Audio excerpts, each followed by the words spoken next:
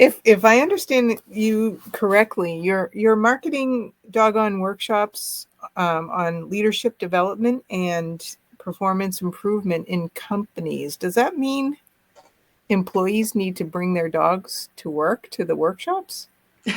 No. Huh. And that would really be too difficult, right? Because I don't even know how well behaved and socialized these dogs are. And that would create a big chaos just, during these entire workshops to calm the dogs down. And after all, my programs are not dog training programs, but I find out how many of but what I do is I find out how many of the participants have dogs. And then if the majority of them has dogs, had dogs, or even loves dogs, I will use stories with dogs, examples with dogs, training with dogs as my foundation to convey important leadership principles or emotional intelligence skills in the workplace. And that is so interesting to watch because I invite people into a different world to look at leadership and emotional intelligence from an angle that typically fascinates them differently. Mm. And then I bring in their challenges from the workplace and build a bridge of how the skills that they use with their dogs can be adjusted to create similar results when we interact with people in the workplace.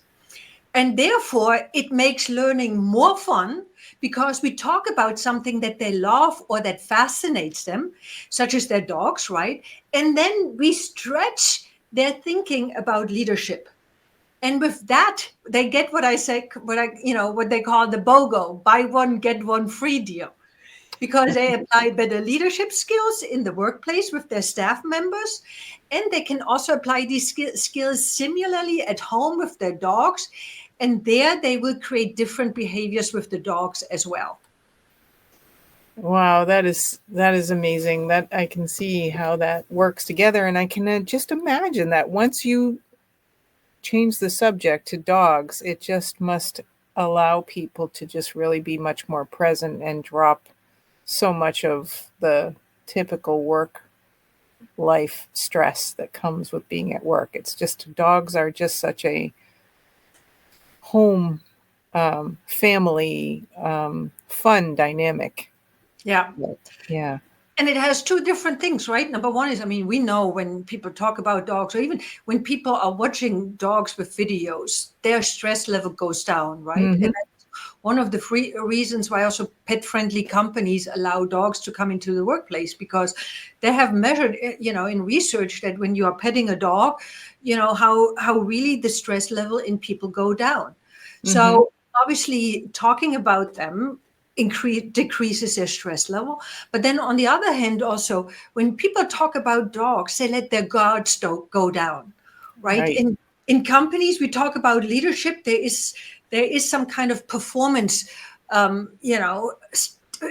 performance behavior that people put on, right? Or there's Hmm. like we put a guard on to protect ourselves. But Hmm. with dogs, we protect ourselves less, especially when we talk about our own dogs, right? Mm. So in that way, when they are getting out of the stress thinking, when they get out of the survival thinking, right, they are getting out of their limbic brain, they are opening up their more their prefrontal cortex, right, which has to be open for learning, for strategic executive thinking.